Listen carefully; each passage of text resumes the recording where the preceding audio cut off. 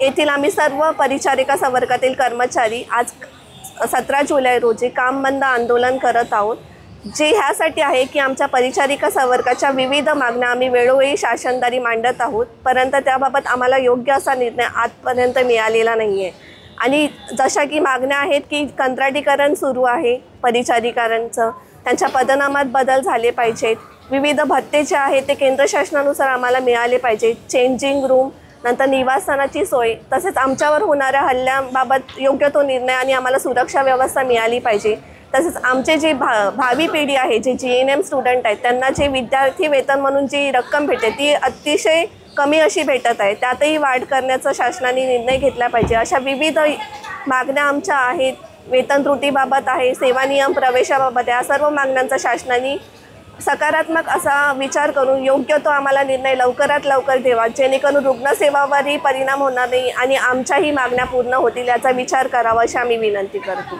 Madam, पेशंटला कुठेतरी याचा फटका बसत नाही का? तुम्ही आंदोलन करत आहे, त्याचा परिणाम पेशंटला होतोय, काय सांगणार त्या संदर्भात?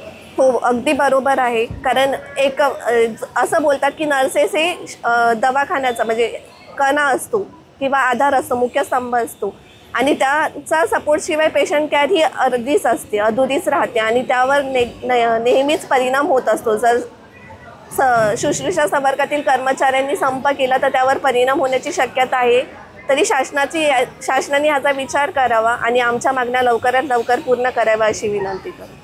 हे मागणी तुमची पूर्ण नाही झाली तर तुमचा पुढचा पाऊल काय असणार? आज 17 जुलै रोजी आम्ही 1 दिवस काम बंद आंदोलन करत आहोत। ह्यावर शासनाने निर्णय घेऊन योग्य ते प्रत्युत्तर आम्हाला न भेटल्यास उद्यापासून म्हणजे 18 जुलैपासून महाराष्ट्र राज्यभर आम्ही बेमुदत संप करणार आहोत।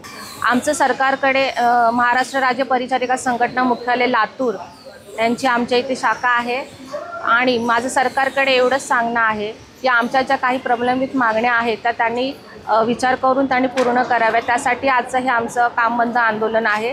त्याआधी आम्ही 2 दिवस आझाद मैदान इथे धरणे आंदोलन केले होते, त्याच्यामध्ये आम्हाला सरकारकडून काही पॉझिटिव्ह रिस्पॉन्स मिळालेला नाही, त्याच्यामुळे आज आम्ही सर्व शाखा पूर्ण महाराष्ट्रभरच्या आमच्या सर्व शाखा आज काम बंद आंदोलन करत आहोत। याच्यातून जरी आम्हाला काही मिळत नसेल, आमचा काही चांगला रिस्पॉन्स मिळत नसेल तर उद्यापासून पूर्ण महाराष्ट्रभर बेमुदत संप चालू होईल, काम बंद आंदोलनाचा इशारा दिलेला आहे।